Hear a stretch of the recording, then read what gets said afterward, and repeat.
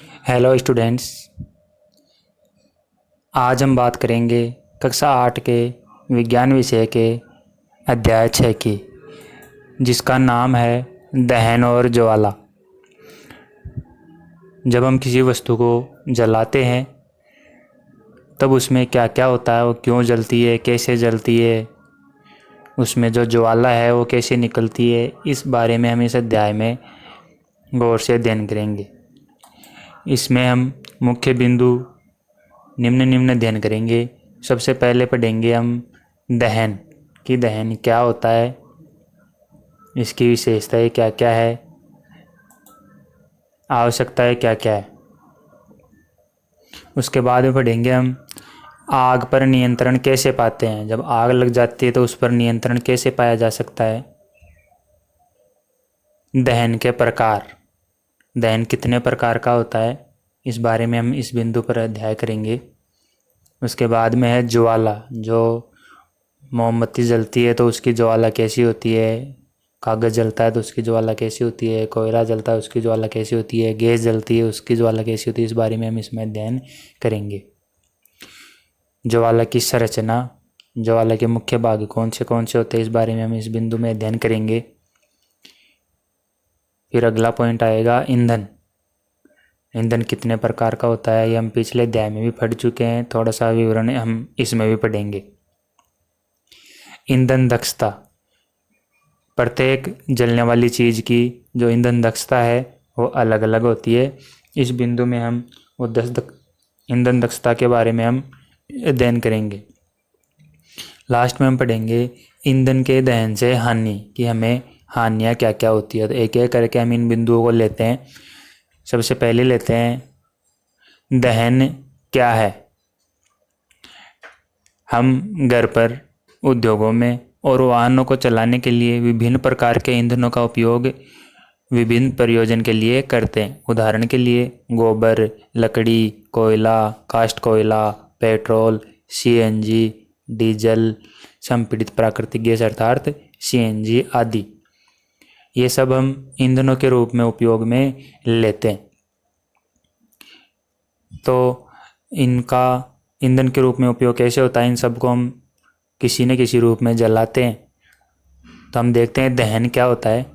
वह रासायनिक प्रक्रम जिसमें पदार्थ ऑक्सीजन से अभिक्रिया कर ऊष्मा देता है, दहन कहलाता है।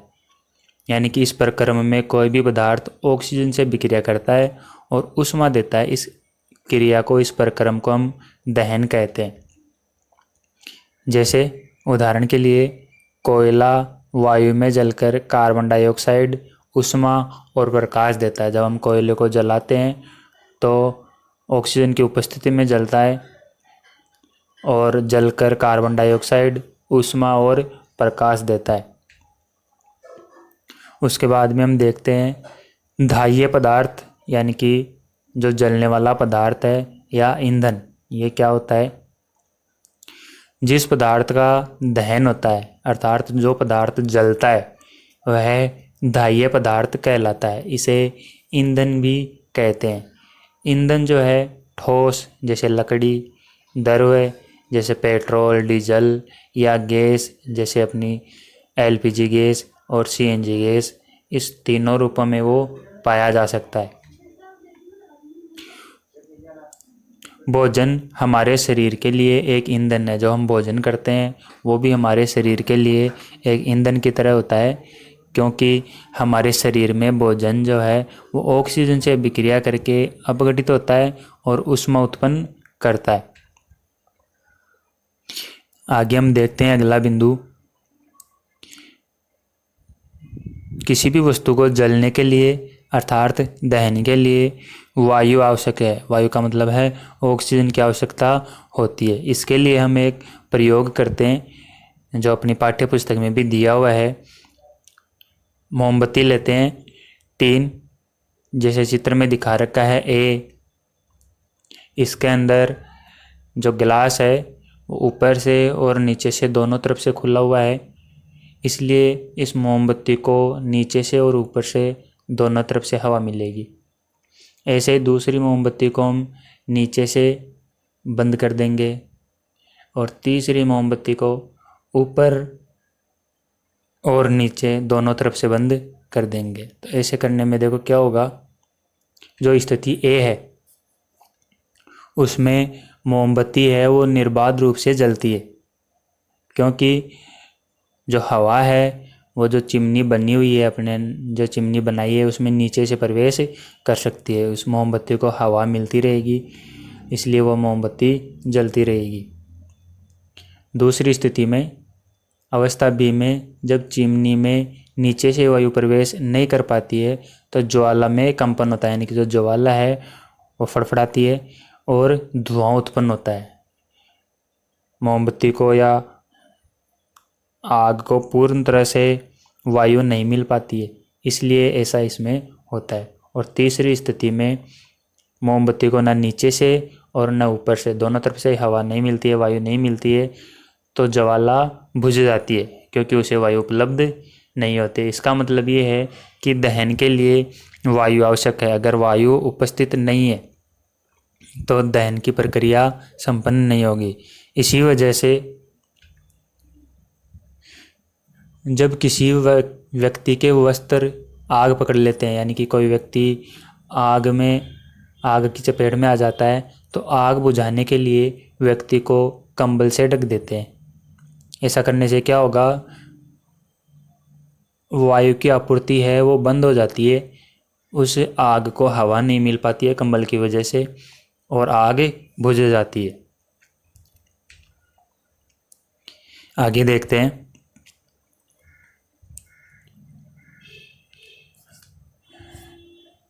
सूर्य अपनी ऊष्मा और प्रकाश स्वयं उत्पन्न करता है। क्या यह भी एक प्रकार का दहन है, यानी कि सूर्य में भी ऊष्मा उत्पन्न होती है? तो हम कह सकते हैं कि क्या यह भी एक प्रकार का दहन है? तो इसका जवाब है नहीं। सूर्य में ऊष्मा और प्रकाश नाभिकीय अभिक्रियाओं द्वारा उत्पन्न होते हैं, उसमें दहन नहीं होता है, अभिक्रियाएं होती है, नाभिकीय अभिक्रियाएं, जिनके बारे में आप आगे की कक्षाओं में पढ़ेंगे। उस वजह से उसमें ऊष्मा और प्रकाश उत्पन्न होता है। फिर है अगला बिंदु, मुख्य बिंदु है ज्वलन ताप। ये देखिए क्या होता है, वह न्यूनतम ताप जिस पर कोई पदार्थ जलने लगता है उसका ज्वलन ताप कहलाता है।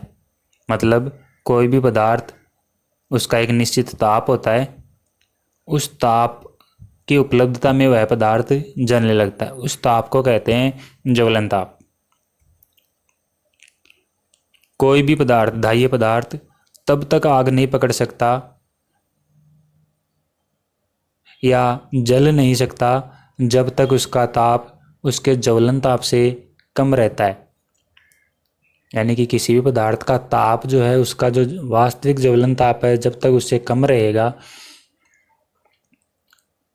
तब तक वह आग नहीं पकड़ेगा। किसी पदार्थ के दहन के लिए उसका ताप उसके ज्वलन ताप तक पहुंचना आवश्यक है। यानी कि अगर हमें किसी पदार्थ को जलाना है तो उसका ताप उसके ज्वलन ताप से बराबर या अधिक करना पड़ेगा। इसके उदाहरण देखते हैं हम कुछ। कमरे के ताप पर माचिस की तीली अपने आप आग क्यों नहीं पकड़ती है?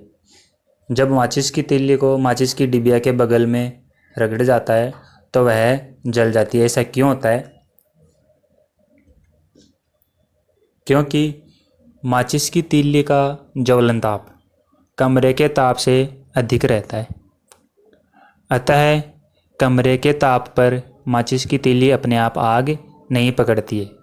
जब माचिस की तीली माचिस की डिबिया के बगल में रगड़ते हैं तो तीली का ताप उसके ज्वलन ताप से अधिक हो जाता है, तो माचिस की तीली जल जाती है। दूसरा उदाहरण देखते हैं। जब तलने वाला बर्तन लंबे समय तक तलते हुए स्टोव पर रखा रहता है तो आग पकड़ लेता है। जब हम कई बार देखते हैं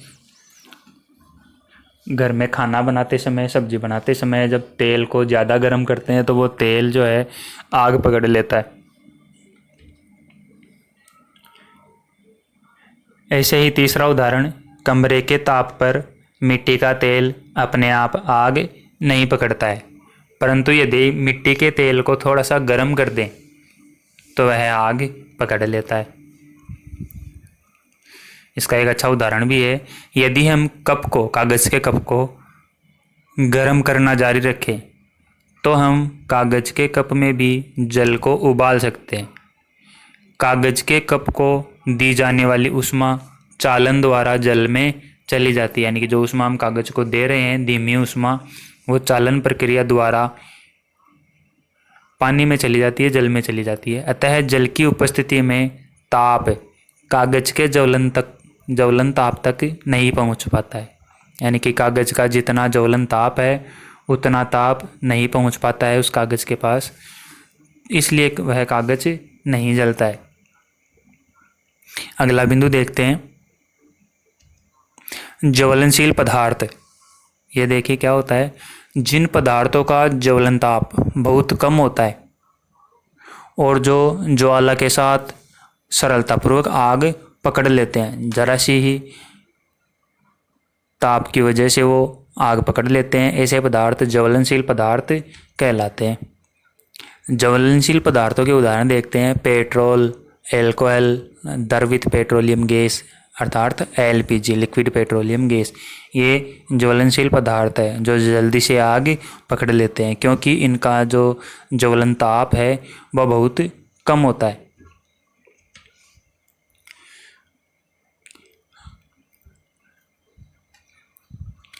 जब आग लगती है उसके बारे में देखते हैं। आपने घरों, दुकानों और कारखानों में आग लगते हुए देखा या सुना होगा। जब फायर ब्रिगेड आती है तो वह क्या करती है, आग पर जल डालती है। ये जल क्या करता है, जल ज्वलनशील पदार्थों को ठंडा करता है, यानी कि जिस पदार्थ में आग लगी हुई है उसका ताप जो है वो कम कर देता है, जिससे उनका ताप उनके ज्वलन ताप से कम हो जाता है। ऐसा करने से आग फैलना रुक जाती है। जलवाष्प ज्वलनशील पदार्थ को घेर लेता है, यानी कि जो भाप बनती है वो उस ज्वलनशील पदार्थ को घेर लेता है, जिससे हमने पढ़ा है कि वायु की उपस्थिति अनावश्यक है, तो उस वजह से वायु की आपूर्ति बंद हो जाती है और आग बुझ जाती है। आग उत्पन्न करने के लिए 3 आवश्यकताएं होती है। ये आवश्यकताएं हैं ईंधन, वायु किस लिए, ऑक्सीजन की आपूर्ति हेतु, और ऊष्मा यानी कि ताप, ईंधन का ताप उसके ज्वलन ताप से अधिक करने से। ऐसे 3 चीज़ें चाहिए होती है दहन के लिए। तो इनमें से एक या अधिक आवश्यकताओं को हटाकर आग को नियंत्रित किया जा सकता है।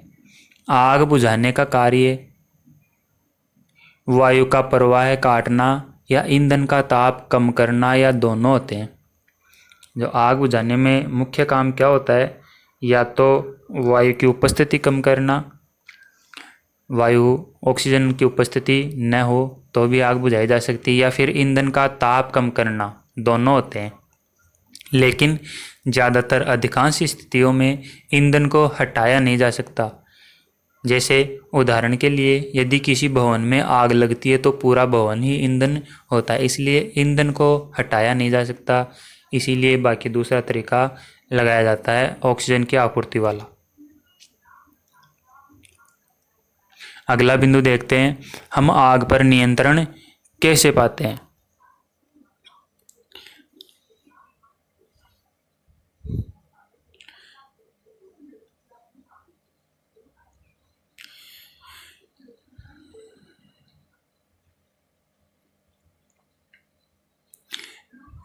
यहाँ तक हमने देख लिया था, आगे देखते हैं। जल सबसे अधिक प्रचलित अग्निशामक है।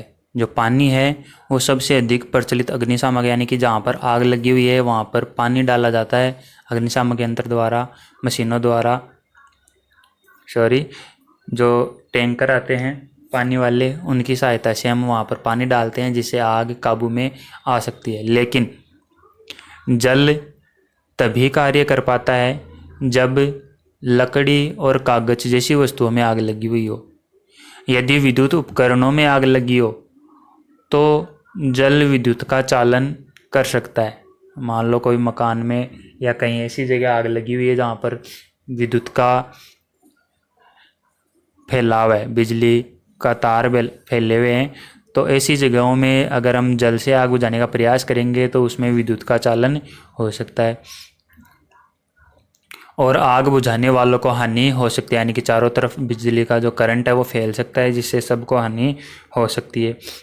ऐसे ही तेल और पेट्रोलियम में लगी आग बुझाने हेतु भी जल का उपयोग उचित नहीं होता है, क्योंकि पेट्रोल तेल जो भी है वो सब पानी के ऊपर तैरने लगता है, जिससे आग बुझती नहीं है, उल्टा ज़्यादा फैलने का खतरा होता है। जल तेल से भारी होता है, अतः यह तेल के नीचे चला जाता है और तेल ऊपर जलता रहता है। इसलिए पेट्रोल आदि जगह पे भी आग बुझाने के लिए पानी का उपयोग करना खतरनाक साबित हो सकता है। तो हम आग पर काबू कैसे पाते हैं? इसके लिए देखिए, एक तरीका है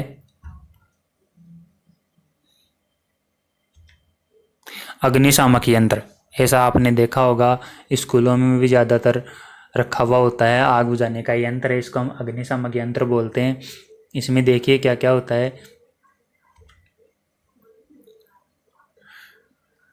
विद्युत उपकरण और पेट्रोल जैसे ज्वलनशील पदार्थों में लगी आग के लिए कार्बन डाइऑक्साइड यानी कि CO2 सबसे अच्छा अग्निशामक है।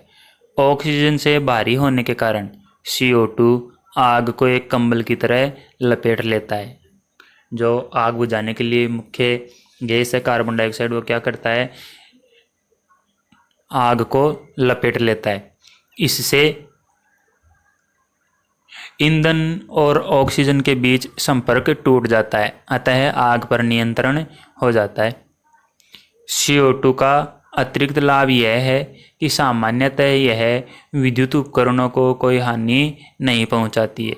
कार्बन डाइऑक्साइड उच्च दाब और दाब पर यह द्रव्य के रूप में सिलेंडरों में भरी जा सकती है। जैसे सिलेंडर है, इसमें CO2 भरी हुई है। सिलेंडर से छोड़े जाने पर CO2 बहुत अधिक फैलती है और ठंडी हो जाती है, अतः यह न केवल आग को चारों ओर से घेर लेती है बल्कि ईंधन के ताप को भी नीचे ले आती है।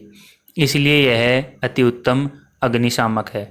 आग बुझाने के लिए सबसे अच्छा तरीका यही है अग्निशामक यंत्र वाला। अगर विद्युत उपकरणों में भवनों में आग लगी हुई है तो इससे CO2 के द्वारा आग बुझाई जा सकती है। CO2 प्राप्त करने का एक दूसरा तरीका है सोडियम बाइकार्बोनेट अर्थात बेकिंग सोडा या पोटेशियम बाइकार्बोनेट जैसे रसायनों के पाउडर का भारी मात्रा में छिड़काव। ऐसे जो ये दोनों रसायन हैं इनका भारी मात्रा में छिड़काव। आग के निकट इन पदार्थों से बहुत सी कार्बन डाइऑक्साइड गैस निकलती है।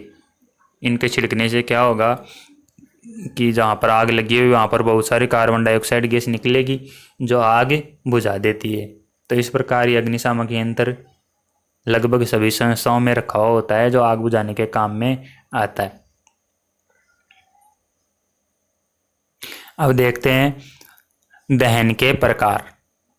सबसे पहला है तीव्र दहन, यानी कि जो जल्दी से आग पकड़ता है।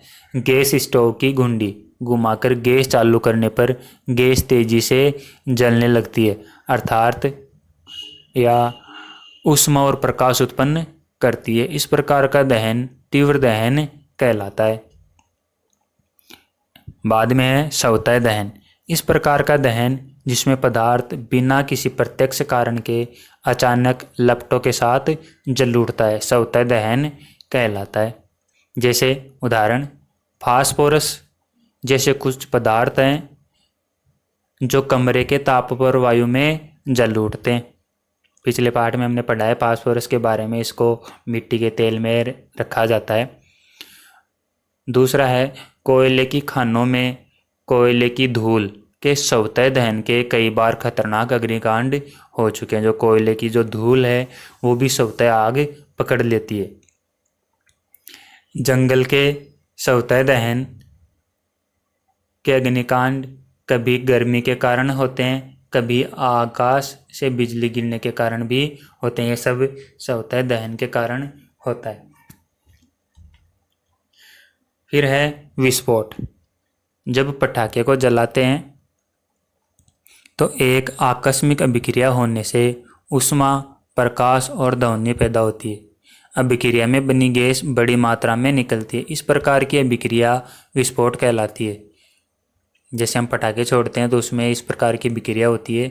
पटाखे पर दाब डालने पर भी विस्फोट हो सकता है। जैसे कई पटाखे आते हैं जिनको जोर से दीवार पर फेंकने पर भी वो विस्फोट करते हैं।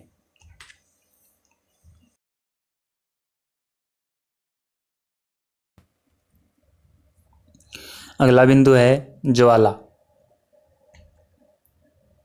जैसे इस चित्र में दिखाया गया है, मोमबत्ती की ज्वाला के विभिन्न क्षेत्र। इन सभी क्षेत्रों के बारे में हम एक एक करके बात करेंगे। जो सबसे यहाँ से शुरू करते हैं, जो बिना जली हुई मोमबत्ती है उसका सबसे आंतरिक क्षेत्र है ये काला वाला।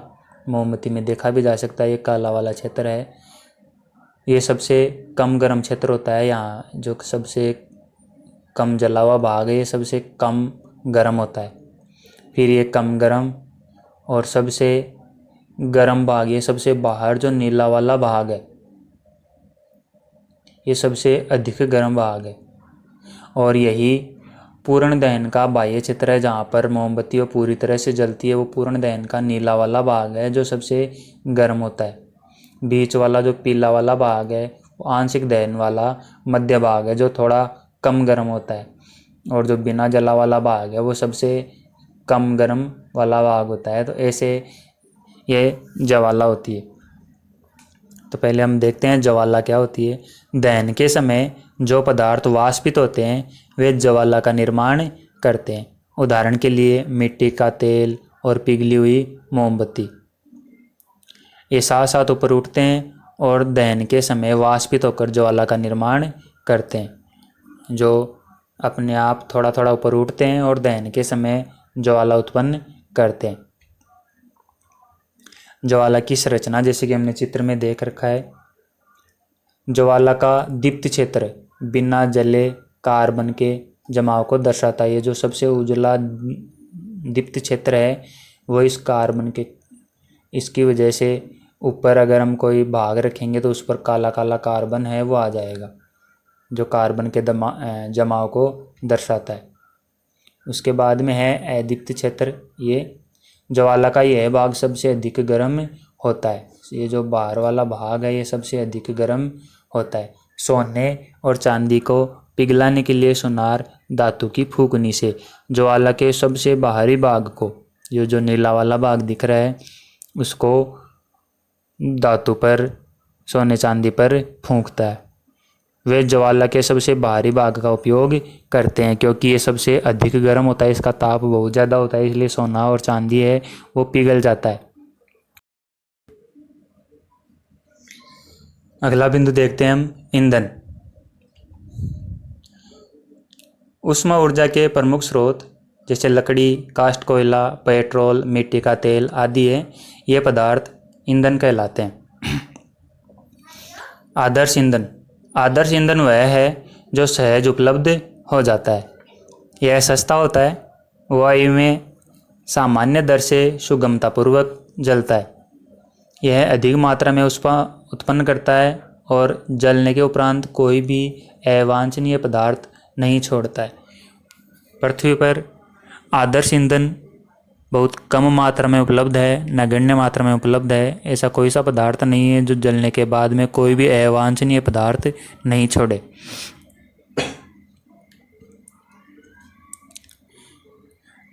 फिर अगला महत्वपूर्ण बिंदु है ईंधन दक्षता।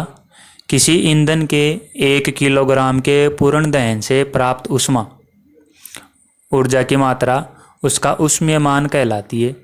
ईंधन के ऊष्मीय मान को किलो जूल प्रति किलोग्राम, संकेत है इसका केजे, केजे का अर्थ है किलो जूल प्रति किलोग्राम, यानी कि 1 किलोग्राम से कितनी ऊष्मा ऊर्जा प्राप्त हो रही है वो उसका ईंधन दक्षता कहलाता है। मात्रक द्वारा प्रदर्शित किया जाता है। कुछ ईंधनों के ऊष्मीय मान सारणी में दिए गए कुछ ईंधन हैं जिनके ऊष्मीय मान हम इस सारणी में देखते हैं। जैसे गोबर के उपले, उसका जो ऊष्मीय मान है वह 6000 से 8000 किलो जूल पर केजी, यानी कि 1 किलो गोबर के उपले में से इतनी ऊष्मा है वो निकलती है। उसके बाद में है लकड़ी। लकड़ी में 17000 से 22000 किलो जूल पर केजी उष्मा ऊर्जा निकलती है। ऐसे कोयला में 45,000, पेट्रोल में 45,000 किलो जूल, मिट्टी का तेल इसमें भी 45,000 किलो जूल। ऐसे ही एलपीजी में 55,000 किलो जूल। जैव गैस, जो जैव गैस होती है उसमें 35,000 से 40,000 किलो जूल पर केजी ऊष्मा प्राप्त होती है। जो एलपीजी और सीएनजी है उसमें एलपीजी में 55,000 जो अपने गैस में काम आती है उसमें 55,000 किलो जूल, यानी कि 1 किलो एलपीजी में 55,000 किलो जूल ऊष्मा ऊर्जा प्राप्त होती है। हाइड्रोजन में 1,50,000 किलो जूल ऊष्मीय ऊर्जा है वो प्राप्त होती है। ऐसे ये कुछ विभिन्न ईंधन दिए गए हैं जिनकी ऊष्मीय मान की सारणी ये बताती है कि कौन से ईंधन में से कितनी ऊष्मा ऊर्जा प्राप्त होती है। अगला अपना पाठ का बिंदु है कि जो ईंधन का दहन है उससे हानिकारक उत्पाद प्राप्त होते हैं। ईंधन के दहन से जो हानिकारक पदार्थ प्राप्त होते हैं उनमें देखिए, ईंधन का बढ़ता हुआ उपयोग पर्यावरण पर हानिकारक प्रभाव डालता है। जैसे नंबर 1 है लकड़ी, कोयले और पेट्रोलियम जैसे कार्बन ईंधन बिना जले कार्बन कण छोड़ते हैं। ये सूक्ष्म कण खतरनाक प्रदूषक होते हैं जो दमा जैसे श्वास रोग को उत्पन्न करते हैं। इसमें से जो पदार्थ निकलते हैं इनसे अस्थमा, दमा जैसे श्वास रोग होते हैं। दूसरा, इन ईंधनों का अपूर्ण दहन कार्बन मोनोऑक्साइड गैस देता है। अगर कोई ईंधन अपूर्ण दहन यानी कि बिना ऑक्सीजन या कम ऑक्सीजन की उपस्थिति में जलता है तो वो कार्बन मोनोऑक्साइड गैस देता है। यह अत्यंत विषैली गैस होती है। बंद कमरे में कोयला जलाना खतरनाक होता है। कई बार हम देखते हैं अखबारों में आता है कि सर्दियों में पूरा परिवार जो है वो कोयले जलाकर सोया अंगीठी में और सुबह सबकी मृत्यु हो गई। ऐसा क्यों होता है? क्योंकि वो जो कोयले जल रहे हैं उनको ऑक्सीजन नहीं मिल पाती है। बंद कमरे में ऑक्सीजन समाप्त हो जाती है और कार्बन मोनोऑक्साइड गैस बन जाती है। जो उत्पन्न कार्बन मोनोऑक्साइड गैस है वो कमरे में सो रहे व्यक्तियों की मृत्यु भी हो सकती है क्योंकि यह बहुत विषैली गैस होती है। अधिकांश ईंधनों के दहन से पर्यावरण में कार्बन डाइऑक्साइड गैस निकलती है।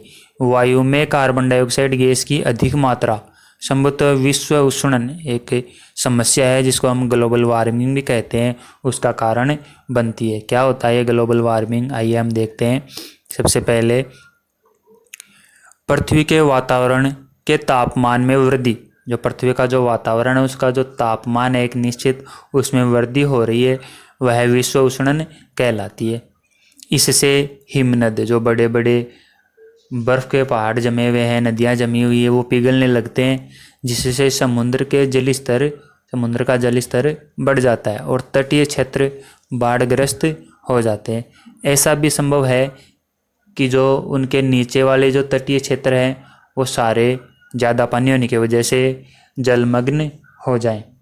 तो ऐसे विश्व उष्णन की समस्या ईंधन के दहन की वजह से हो रही है। कोयले और डीजल के दहन से सल्फर डाइऑक्साइड गैस निकलती है। यह अत्यंत दमघोटू और संक्षारक गैस है। इसके अतिरिक्त पेट्रोल इंजन नाइट्रोजन के गैसीय ऑक्साइड छोड़ते हैं। सल्फर और नाइट्रोजन के ऑक्साइड वर्षा जल में घुल जाते हैं और अम्ल बनाते हैं। जो इनसे जो ये सल्फर और नाइट्रोजन बनते हैं वो वायु में घुल जाते हैं और अम्ल बनाते हैं पानी के साथ।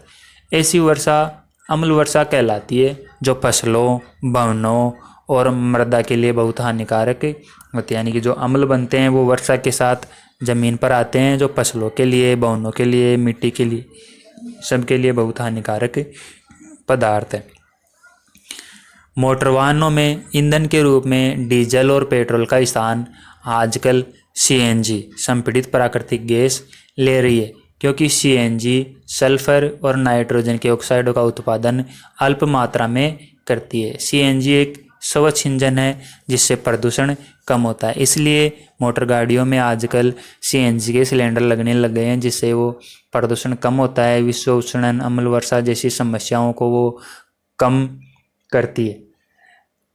इस प्रकार हमने अध्याय 6 पढ़ा, दहन और ज्वाला। धन्यवाद।